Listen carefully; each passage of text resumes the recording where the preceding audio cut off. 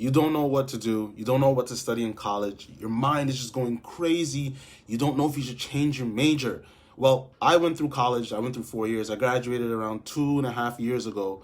So I can talk to you about changing your major and if you should do it. Stay tuned for some advice.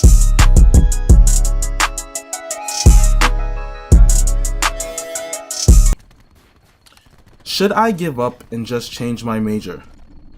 I guess I don't know what to do anymore. I'm still a first-year biology student on a pre-med track, but I'm getting my ass kicked. I tried different study methods and made a plan. I stuck to it until I took my biology exam on Wednesday. I got a 66%. Medical school has always been my dream, but now I'm having some doubts. I don't think I'm smart enough for it. I had a 2.5 GPA last semester, and your freshman GPA is the foundation. It's still early in the semester, but I just don't know what to do. I don't have a learning disability. I've tried academic coaching, but they weren't helpful. Should I just continue to try harder? If so, how should I change my habits? When people say to try harder, I don't know how to try harder. How do I develop good habits? Or should I just change my major? I don't even know what major or track I would switch to because I can't see myself doing anything but being a doctor, but I may not have the smarts for it. Okay, great. This is a really good question that I'm reading today, and a lot of young kids deal with this in college, and I know I dealt with it as well. So let's dig into this. So your main question is, should you change your major or not? And I'm going to say, great job on thinking about what you're good at and what you're not good at such a young age. You know, I really didn't have this conversation for myself until I was probably like 22, 23. And you're having this conversation when you're a freshman in college, which is when you're 18. So that's really good. You're ahead of the curve. You know, a lot of people just coast through life and they don't really even think about what they're good at or what they're not good at. And then they end up having a midlife crisis and everything is just doomed from there. But good. You're thinking about what you're good at and what you're not good at. But now let's talk about if you're really not good at this. Alright, so you studied hard and you got a 66%. First of all, 66% is not bad, but I know people who aspire to be doctors and lawyers, they have a high standard for their test results. Like, you need to get like 95 and up, right? Even 95 is a little bit bad. You'd rather get 100.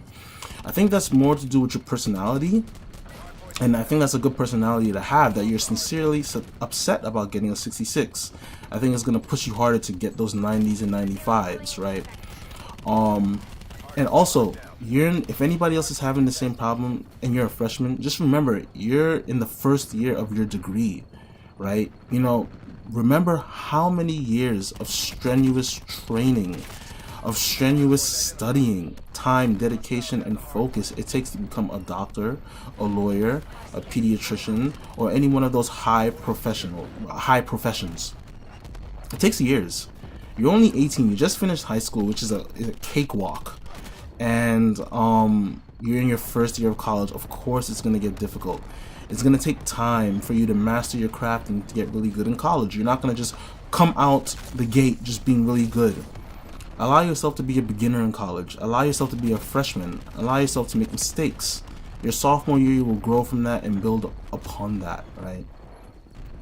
So, and let's also talk about a 2.5 GPA.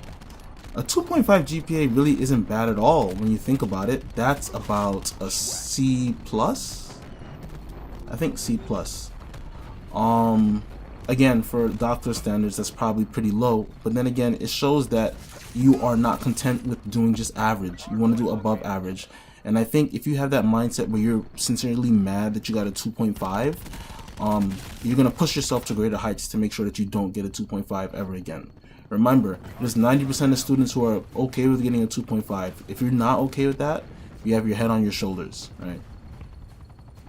Another thing I want to talk about is, in this situation, you talked about should you continue to try harder? And for anybody listening to this video, if you're just watching this because you're bored or you're watching this because you can relate to the topic, I believe, and now I'm not like a super successful person. I'm 24. I just actually quit my job because it was stressing me out a lot. And So I'm not trying to come off as this kind of guru, but I'm just trying to talk about things in my life that's helped me that you can apply to your life. You know what I'm saying? I do believe there are some universal tactics that we can all apply to our lives, such as mindfulness and meditation, such as, work hard, play hard. These kind of things help us maintain a good, healthy life balance. And I think what I'm about to say is going to help you maintain that as well.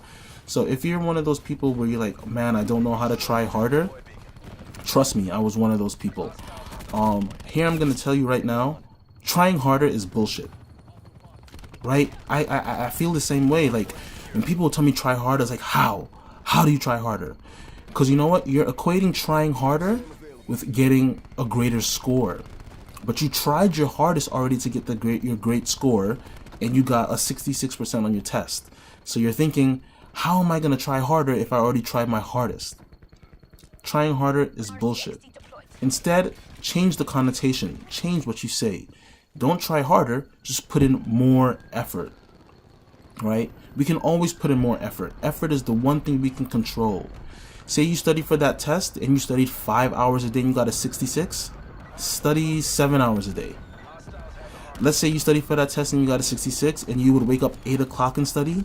Wake up 6 o'clock and study. Don't worry about trying harder. Just put in more effort, and that effort is going to translate into experience and knowledge because you're studying it more, and that more studying and more knowledge is going to equate to a better test score. Talk to teachers, talk to friends, join study groups, do Google, spend more time. We need to change the connotation from trying harder to putting in more effort, right? Great. And I just want to say, just a quick point. So I don't really like Black Ops 4 that much, but yo, do you see this grapple hook thingy? I never knew this existed. And it's flipping awesome. I love it. It's great. But Black Ops 4 is too wild, man. I don't know. I like Modern Warfare 2019. I think that was one of the best Call of Duties in recent history. But anyway, back to this video. So you also say medical school is your dream. And I want you to really think about your dream, right? Sometimes a lot of people are confused about what they should do or what they shouldn't do, based on what their parents say or based on what society says. Or sometimes people choose what they like to do and what they don't like to do. Ignore all of the things that can emotionally pull you to one direction. I really like medicine, so I want to be a doctor. Oh, my parents told me I must be a doctor. Or, take away all the emotion. If you really see yourself becoming a doctor in the next 10 years and having a healthy life, don't compromise anything for it. Don't compromise anything at all. You should never compromise a dream. But if your dream isn't working out, what you need to do is change your pivot. So if you really are putting in more effort and school is not for you, maybe you take a year off and then you go do an internship at a doctor's office or work at a hospital. See the ins and outs to get your motivation back up. Or maybe you might try to do a different route to become a doctor, or you might choose a different doctor to become. Maybe you don't want to be a heart surgeon, maybe you want to be a pediatrician. Maybe you don't want to be a pediatrician, maybe you want to be a dentist, which they all have like doctorate degrees. So, you understand what I'm saying? So, I would never change my dream, I would just change my pivot if it's not working. Alright. So that's it for today's video. Should I just give up and change your major? And the final answer is no, you should not give up. Never do that. Always push through. Don't change your dream. Just change your pivot. Alright, that's it. I am Mr. Sushi, and I'm out. Peace!